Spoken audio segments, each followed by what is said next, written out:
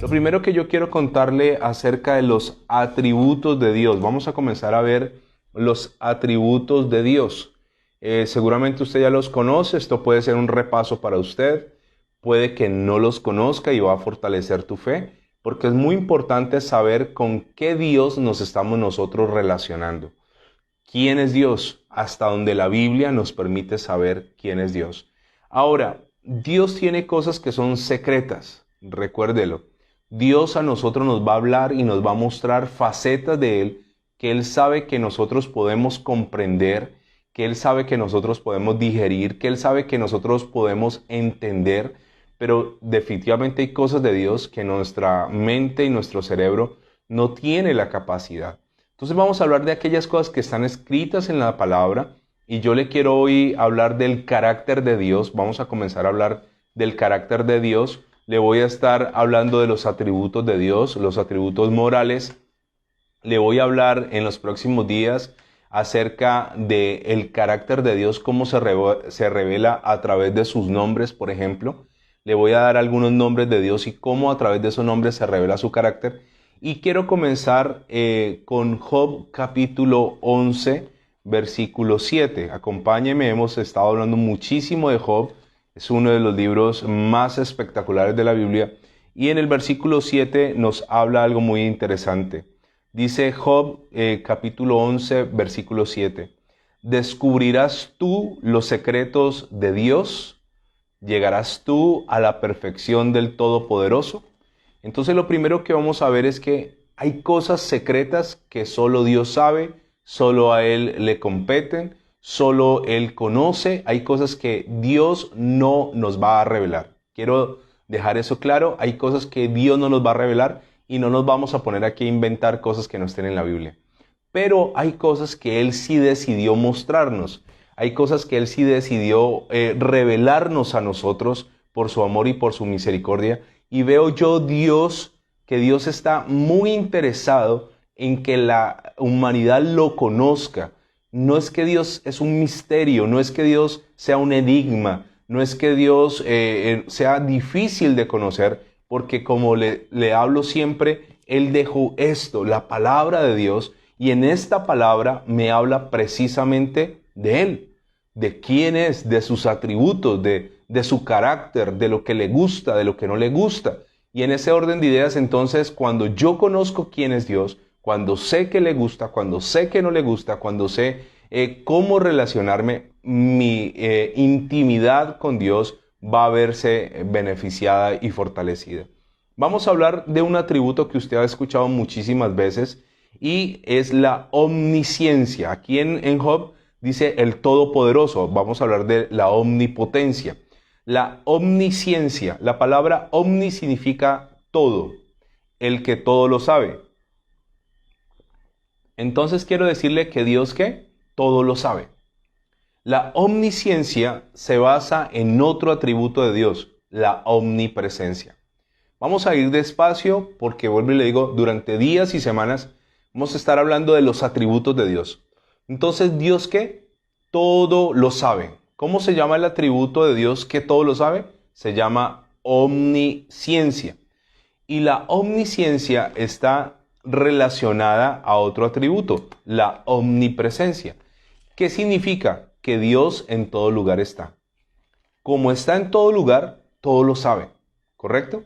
Dios está aquí, Dios está en la China, Dios está en Islandia, Dios está en la Antártida, Dios está en la India, Dios está en Arabia Saudí, Dios está en todo lugar, no solo de la tierra, sino del universo, no solo del universo, sino del primer, segundo y tercer cielo. En la iglesia el domingo enseñaba que hay tronos, hay dominios, hay lugares espirituales invisibles. Cuando Dios hizo la creación, Dios hizo dos creaciones, una creación invisible y una creación visible o tangible. Y Dios está en todo. Entonces, el estar en todo garantiza que todo lo sabe. ¿Cómo se llama el atributo de Dios que todo lo sabe? Se llama omnisciencia. Entonces, David, que conoció a Dios, escribió un salmo que yo sé que usted ha escuchado muchas veces, pero que vale la pena estudiar, y es el Salmo 139. Si usted tiene su Biblia allí, acompáñenme al Salmo 139.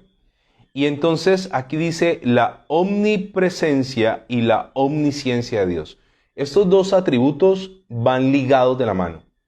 Dios es omnisciente, todo lo sabe, pero también es omnipresente, está en todo lugar.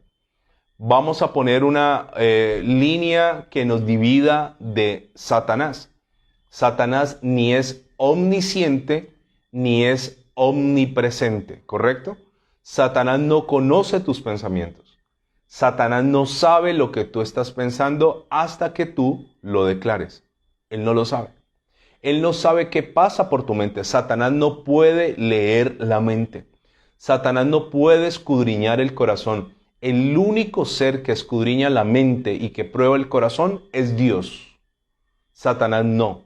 El único ser que puede estar al mismo tiempo aquí y en la infinidad del universo es Dios. La Biblia dice que Satanás es el príncipe de la potestad del aire. O sea, se desplaza por el aire, pero no está en todo lugar.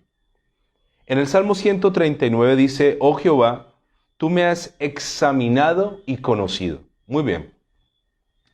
En la omnisciencia, que todo lo sabe Dios, Dios sabe quién soy yo.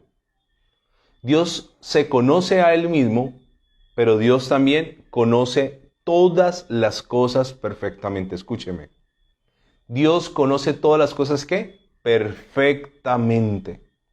Y David le dijo a Dios, me has examinado, o sea, he pasado por un examen y dice, y me has, ¿qué? Conocido.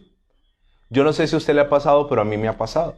A veces uno reacciona de una manera o hace algo y uno dice, me desconozco.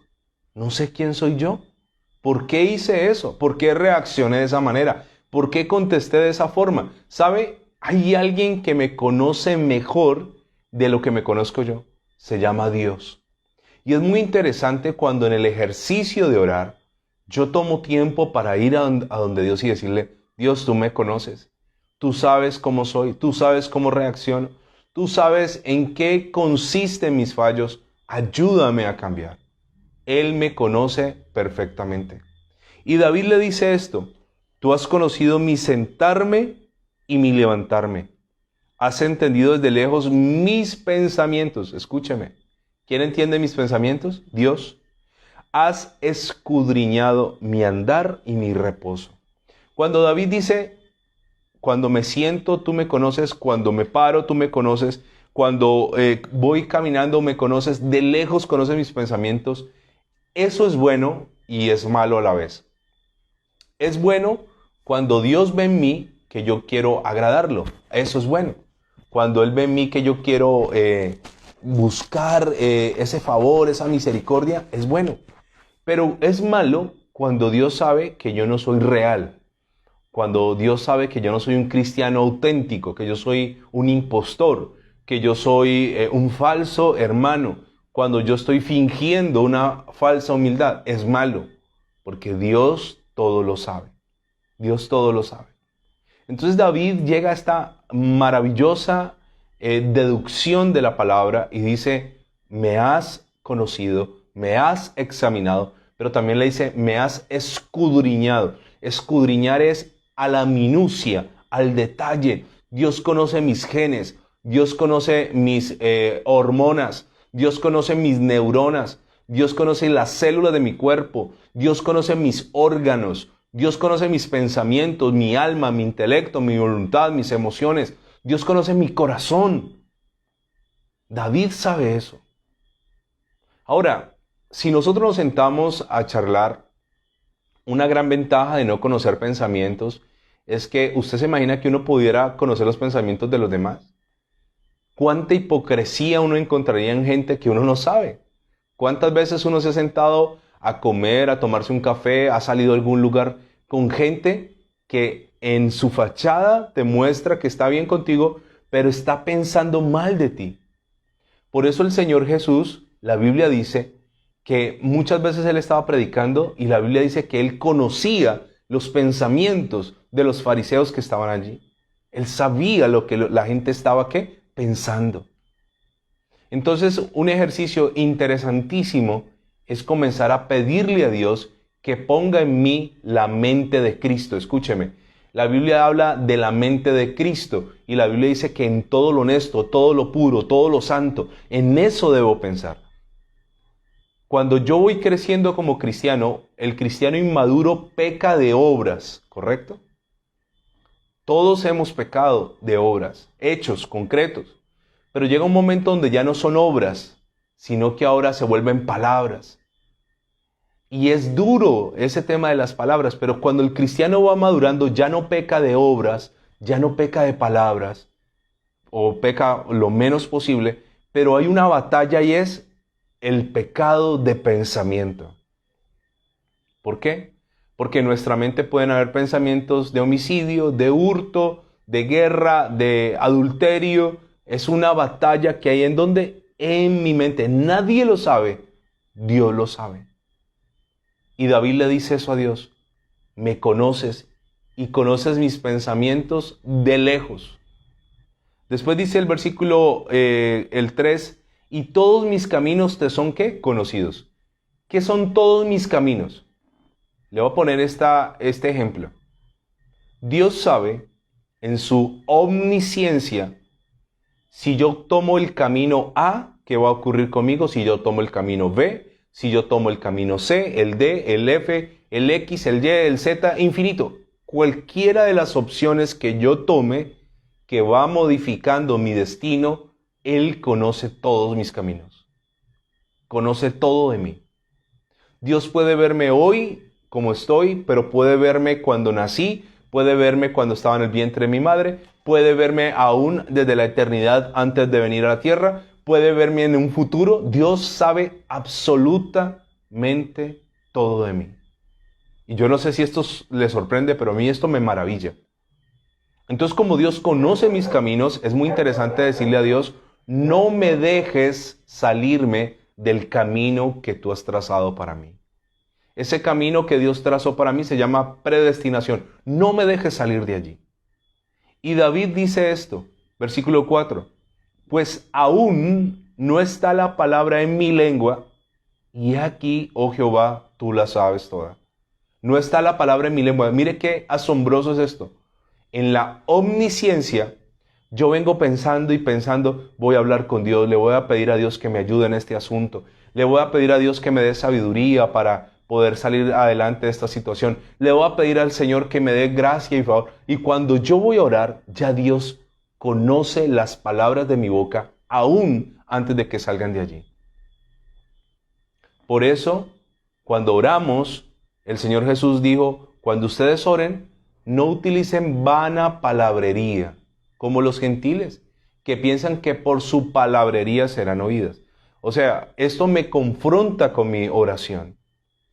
Si yo voy a Dios y antes de que abra mi boca, Él ya sabe lo que yo le voy a pedir, ¿por qué yo tengo que dudar que Dios me escucha? ¿Por qué yo tengo que repetirle una oración 1 o 10 o 20 o 100 veces hablándole de lo mismo a Dios, si Dios aún antes de hacer mi primera oración, Él ya me escuchó? El Señor Jesús se paró enfrente de la tumba de Lázaro, hizo una oración y en esa oración dijo: Padre, gracias te doy porque siempre me oyes. Yo creo que nosotros deberíamos de aprender este principio. No está la palabra en mi lengua y aún tú la conoces. Esto puede revolucionar nuestra manera de orar, esa manera religiosa de repetir y oraciones, todo el tiempo la misma oración calcada. ¿Qué tal si un día entramos a orar y ese día le decimos al Señor: ya tú sabes qué te voy a pedir, Señor? Por eso el que ora en lenguas se edifica a sí mismo, pero el Espíritu entiende lo que está hablando en lenguas esa persona, aunque la persona no sepa que está hablando. Y luego dice: detrás y delante me rodeaste. Está la protección de Dios. Y sobre mí pusiste tu mano. Entonces escúcheme. La omnisciencia se debe a la omnipresencia. Y la omnipresencia de Dios, que Dios está en todo lugar, garantiza tu protección. David está diciendo: detrás y adelante me rodeaste y sobre mí pusiste tu mano. ¿Cuántos enemigos tenía David?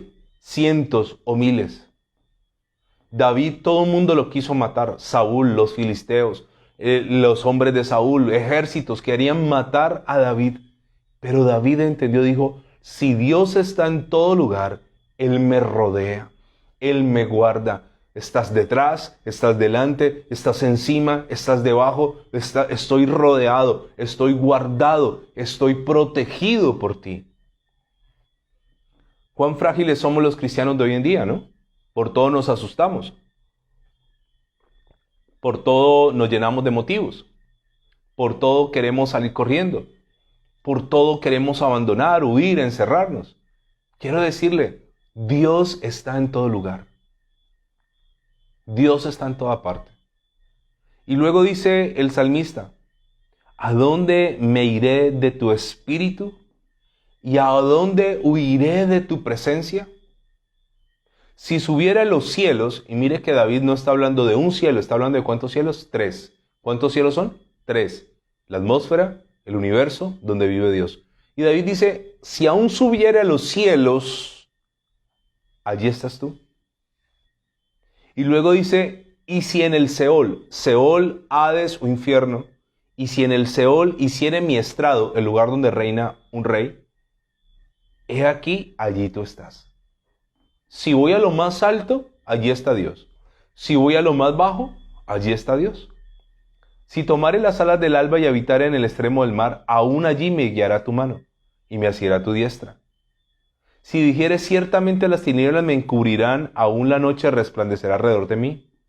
Aún las tinieblas no encubren de ti. Paremos un momento.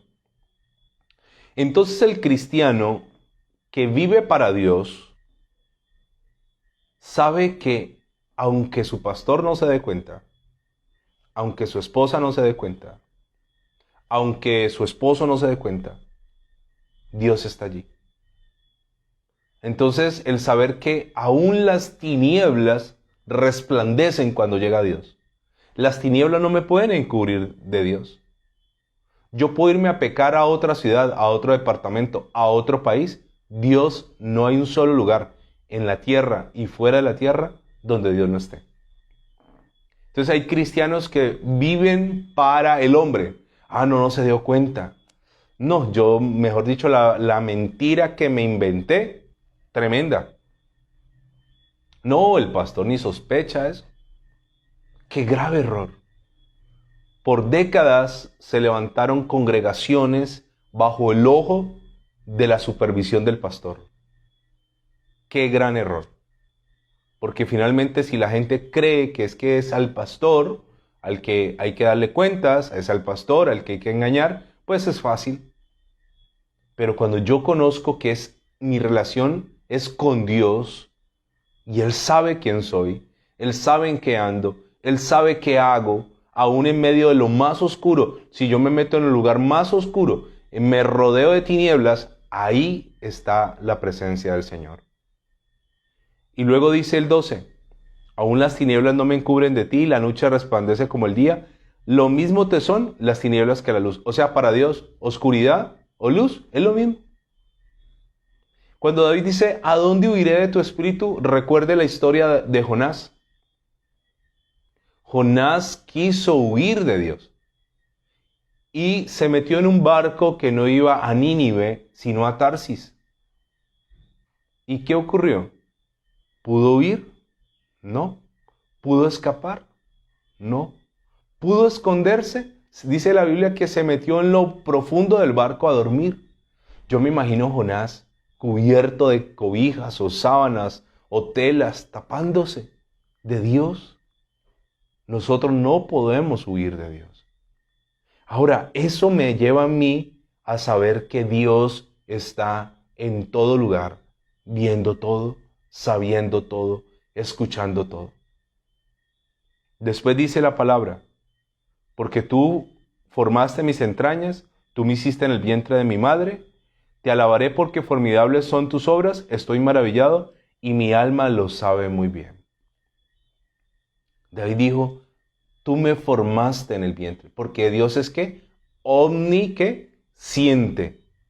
¿Qué es omnisciente? conoce perfectamente su creación. ¿Conoce todo? No hay nada que Dios no sepa, que Dios no conozca. Y luego dice, ¿no fue encubierto de ti mi cuerpo? Bien en lo oculto fue formado y entretejido en lo más profundo de la tierra. Mi embrión vieron tus ojos y en tu libro estaban escritas todas aquellas cosas que luego fueron formadas sin faltar una de ellas. Cuán preciosos me son, oh Dios, tus pensamientos, cuán grande la suma de ellos. Si los enumero se multiplican más que la arena, despierto y aún estoy contigo. Ok. Entonces estamos entendiendo un primer atributo, la omnisciencia. Ahora, dentro de esa omnisciencia, quiero contarle que Dios conoce muchas cosas de mí que yo no conozco. Y para poder cambiar, yo tengo que preguntarle a mi hacedor, tengo que preguntarle a mi creador, ¿cómo hago para cambiar? ¿Cómo hago para mejorar? ¿Cómo hago para corregir? ¿Cómo hago para volver al diseño original? Él te lo va a decir, porque Él sí lo sabe todo. Mire qué interesante allí en el Salmo 147, versículo 4. Mire tan grande la sabiduría del Señor. Dice en el Salmo 147, 4. Él cuenta el número de las estrellas y a todas ellas llama por sus nombres. ¿Qué dice la Biblia? Cada estrella que hay en el cosmos, en el universo, en cada galaxia, cada estrella, Dios sabe cuántas hay. El número exacto de estrellas, Dios sabe cuántas hay. Recuerde que antiguamente, antes de los telescopios, había un hombre llamado Ptolomeo y había otro hombre llamado Hiparco, y recuerde que ellos decían, no, en el firmamento hay 1022 estrellas, y el otro dijo, no, hay 1026. Pero luego vino Galileo Galilei y con el invento del telescopio dijo, no, no son ni 1022 ni 1026, son millones y millones y millones de estrellas. Pero hoy, con telescopios nucleares, telescopios instalados en bases que quedan por fuera del planeta, en satélites, se ha descubierto que solo en nuestra galaxia hay millones y millones de miles de estrellas que el hombre no ha podido ni siquiera dimensionar. Solo en nuestra galaxia. Y ni siquiera hablar de la Vía Láctea, ni siquiera hablar de más allá en el cosmos. Pero ¿quién conoce eso? Dios. En el Éxodo capítulo 3, versículo 7, me sigue hablando de la omnisciencia de Dios. Vaya conmigo a Éxodo capítulo 3, por favor, al versículo 7. Y esto es muy interesante. Éxodo 3, 7. Dios está llamando a Moisés y le dice en el 7, dijo luego Jehová, bien he visto la aflicción de mi pueblo que está en Egipto, y he oído su clamor a causa de sus exactores, pues he conocido sus angustias. Cuando yo sé que Dios todo lo sabe, también yo sé que Dios conoce mis angustias, mis temores, mis miedos, mis incertidumbres. Dios conoce ¿qué? Todo de mí. Dios sabe hasta dónde yo puedo llegar. Dios sabe hasta dónde tengo la capacidad para enfrentar cosas. Dios sabe hasta dónde voy a hacer algo en esta tierra. Dios sabe todo. Mis días, cuánto será la suma de ellos, hasta dónde viviré, qué mes, qué día, a qué hora, cuántos años. Dios conoce hasta dónde llegaremos, hasta dónde viajaremos, qué conoceremos, qué haremos. Y aquí Dios está diciendo, yo he escuchado el clamor de ellos, pero me gusta mucho lo que dice al final. Dice, he conocido sus angustias. Cuando yo sé que Dios conoce mis angustias, yo no necesito que nadie más las conozca. El que le pide a los hombres no ha sabido que tiene que pedirle primero a Dios. ¿Quién conoce tus angustias? Dios. ¿Quién ve tus lágrimas? Dios. ¿Quién conoce tu dolor? Dios. Entonces es absurdo mostrarnos ante los demás, generar ante los demás situaciones. Mire, muchas veces usted habla con gente, usted le pide ayuda a personas y ¿sabe qué ocurre? Mucha gente te va a decir, no puedo.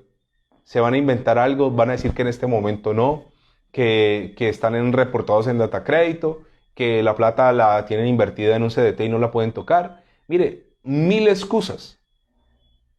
Pero el que conoce mis angustias, ¿quién es? ¿El Dios qué? Omnisciente. También quiero decirle algo más. Dios conoce que todas las cosas son posibles. Primera de Samuel, capítulo 23. Acompáñenme rápidamente. Recuerde que esto lo estamos tratando de ver así despacio. Es un estudio para que podamos entender la palabra y podamos entender este tema tan interesante del carácter de Dios. Versículo 11. Primera de Samuel, capítulo 23, versículo 11. Este es un tema muy interesante también. Y David está pasando un momento difícil. Y dice, voy a leerlo desde 10. Y dijo David, Jehová Dios de Israel, tu siervo tiene entendido que Saúl trata de venir con Keila a destruir la ciudad a causa mía. ¿Me entregarán los vecinos de Keila en sus manos? Le pregunta David a Dios. ¿Descenderá Saúl como ha oído tu siervo? Jehová Dios de Israel, te ruego que lo declares a tu siervo. Y Jehová dijo, sí, descenderá. ¿Qué hace David? Le pregunta a Dios. He oído que vendrá Saúl y vendrá y destruirá. ¿Es cierto eso, Dios? ¿Y qué hace Dios en su omnisciencia? Dice, sí. No debo andarle averiguando chismes a nadie. Preguntémosle a Dios. Señor, ¿es cierto esto? Señor, he escuchado que va a pasar esto. Señor, ¿va a pasar? Señor, David entendió. Mire, ¿qué relación tenía David tan íntima con el Dios omnisciente que le consultaba cosas? Permítanme volvérselo a leer. Versículo 10 de 1 de Samuel. Versículo 10 de 1 Samuel 23. Y dijo David, Jehová Dios de Israel, tu siervo tiene entendido que Saúl trata de venir contra Keila a destruir la ciudad a causa mía. Iba a destruir porque ahí estaba David quedándose. ¿Me entregarán los vecinos de Keila en sus manos? O sea, la gente de Keila cuando venga Saúl, ¿me va a traicionar? ¿Descenderá Saúl como ha oído tu siervo? Jehová Dios de Israel, te ruego que lo declares a tu siervo. Y Jehová dijo, sí, descenderá. Dijo luego David, ¿me entregarán los vecinos de Keila a mí y a mis hombres en manos de Saúl? Y Jehová respondió, os entregarán. Entonces David se levantó con sus hombres, que eran como 600, y salieron de Keila y anduvieron de un lugar a otro, y vino a Saúl la nueva de que David se había escapado de Keila y desistió de salir. ¿Qué hizo David? Fue al Dios que omnisciente. ¿Qué significa omnisciente? Que todo lo sabe. ¿Va a venir Saúl? ¿Va a atacar Keila por mi causa? ¿Me van a tomar los que viven acá y me van a entregar? Dios le dijo, sí. ¿Y qué hace David? Huye. ¿A quién consultó Dios? ¿A quién consultó David? A Dios. Normalmente, al último que consultamos para tomar una decisión es a Dios. Le preguntamos a todo el mundo, al amigo, al compañero, al hermano de la iglesia, al pastor, al del trabajo, etc. Le preguntamos a todo el mundo. Pero es que el único que es omnisciente es ¿quién? Dios. El único que lo sabe ¿qué? Absolutamente todo. Dios conoce los pensamientos del hombre. Mateo capítulo 6, versículo 8. Mateo 6, 8. Dice la palabra del Señor. Y esto es bien interesante. Está hablando de la oración. Dice, no os hagáis pues semejantes a ellos, porque vuestro Padre en su omnisciencia sabe, este saber es de omnisciencia, de qué cosas tenéis, subráyelo, necesidad antes que vosotros le pidáis. Muy bien. Entonces, aquí viene algo bien interesante que lo hemos hablado ya en otras ocasiones. Si Dios sabe que tengo necesidad, si Dios conoce la palabra antes de que esté en mi boca, ¿por qué yo tengo que angustiarme y por qué mis oraciones una y otra vez tienen que ser la misma? David le preguntó a Dios, ¿van a venir? Sí. ¿Me van a entregar? Sí. ¿Saúl va a destruir esta ciudad? Sí. Listo, no preguntó más. Nosotros somos los que insistimos e insistimos. ¿Me conviene esa persona? Y Dios dice, no. ¿Pero seguro Dios? No. Pero es que tú la puedes cambiar. No. David por eso puede escribir un salmo hablando de la omnisciencia de Dios. Ahora, voy a decir algo más de esa omnisciencia. Mateo capítulo 11, versículo 23. Mateo 11, 23. Y dice así, halle sobre las ciudades impenitentes. Y tú, Capernaum, que eres levantada hasta el cielo, hasta el Hades, hasta el infierno, serás abatida. Porque si en Sodoma se hubiese hecho los milagros que han sido hechos en ti, habría permanecido hasta el día de hoy. Por tanto os digo que en el día del juicio será más tolerable el castigo para la tierra de Sodoma que para ti. ¿Sobre quién? Sobre Capernaum. Aquí Dios está hablando de un evento ¿qué? Futuro. Está diciendo, los milagros que se hicieron en ti, Capernaum, no se hicieron en Sodoma. Si se hubieran hecho en Sodoma, Sodoma nunca hubiera sido destruida. Pero con todo y que en Capernaum se han hecho grandes milagros, ¿no has creído? Serás destruida, serás abatida, serás asolada. El castigo de Sodoma será menor que el castigo que viene para Capernaum. Porque vuelvo a explicarle, la omnisciencia no solo es que está en todo lugar presente, Dios también conoce ¿qué? Mi futuro. Dios sabe qué va a pasar mañana. Dios sabe qué va a pasar en las próximas horas. Dios sabe qué va a pasar la próxima semana, el próximo mes. Dios sabe qué pasará en el año 22. ¿Cuántas veces vamos al Señor a orar y decirle, Señor, háblame, muéstrame? Que ese atributo tuyo de saberlo todo bendiga mi vida. Bendice mi vida, Señor. Sabiendo yo qué tengo que hacer en las próximas semanas, en los próximos meses, en los próximos años o en los próximos días. Háblame, aquí Dios está diciendo, el Señor está diciendo, Capernaum vas a ser destruida. No ya, pero iba a ser destruida. Termino diciéndole algo muy interesante. El profeta Jeremías entendió que Dios es omnisciente. Por eso Jeremías dice en el capítulo 17, en el versículo 9, engañoso es el corazón más que todas las cosas y perverso. Y luego dice, ¿quién lo conocerá? Jeremías hace una pregunta y luego viene la respuesta a esa pregunta. Dice, yo Jehová, que escudriño la mente y que pruebo el corazón. Permítame. ¿Qué hace Dios con la mente? La escudriña, la ausculta, o mejor dicho, se mete hasta el fondo. Está allí escarbando. Pero ¿qué hace Dios con el corazón? Lo prueba. ¿Quién conoce mi mente? Dios. ¿Quién prueba mi corazón? Dios. Y luego dice que prueba el corazón para dar a cada uno según su camino, según el fruto de sus obras. En la omnisciencia, Dios sabe todo de mí. A veces nosotros vemos a una persona y decimos, ay, pobrecito, mire cómo le está yendo, o mire qué pecado tal persona, o mire lo otro. Mire, el único que sabe las cosas es ¿quién? Dios. Por eso es tan malo juzgar. Cuando yo juzgo según lo que ven mis ojos. Dios sabe todo.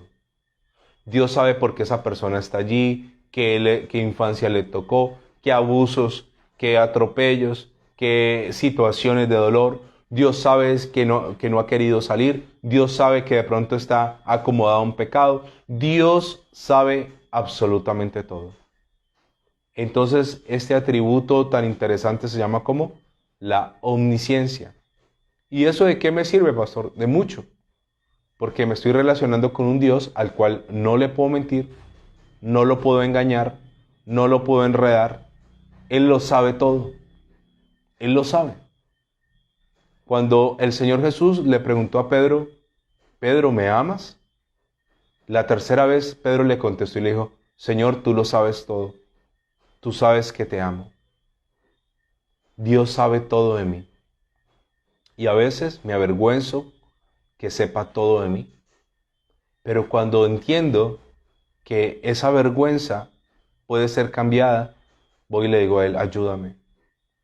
Ayúdame en eso que no puedo cambiar, en eso que no puedo dejar, en eso que sigue estando allí, en eso que me atormenta, en eso que me persigue, en eso que me roba la paz. Ayúdame, tú me diseñaste, tú me hiciste, tú me conoces desde el vientre. David dijo, mi embrión vieron tus ojos. Dios sabe qué nos pasó en el vientre, si fuimos amados o deseados o no, si fuimos hijos planeados o no. Dios me conoce desde la eternidad. Señor, ayúdame. Tú que me conoces en tu omnisciencia, ayúdame. Mañana, si Dios lo permite, seguimos. Y le quiero contar que esto se va poniendo bien interesante. Mañana, si Dios permite, le voy a hablar de algo que se llama la inmutabilidad de Dios. ¿Qué significa? Que Dios no es variable, que Dios no cambia, que Dios es el mismo. Oremos. Gracias, Señor, te damos en esta hora de la noche. Te bendecimos, te exaltamos. Y tú conoces nuestro corazón, conoces nuestra vida, conoces quiénes somos, conoces qué tan real es nuestro cristianismo. Hoy no podemos venir delante de ti con fachadas ni con apariencias. Hoy venimos arrepentidos. Perdona todo lo malo que hemos hecho, guárdanos de todo mal y ayúdanos en esa omnisciencia a que nosotros entendamos en dónde está el problema, qué es lo que está fallando, qué es lo que estamos haciendo mal, qué es lo que no nos deja avanzar, qué es lo que nos ha estancado por tantos años. Y en esa omnisciencia, así como David preguntó, ayúdanos a obedecer a tu palabra. Te damos la gloria, te damos la honra por los siglos de los siglos. Y todos decimos amén y amén.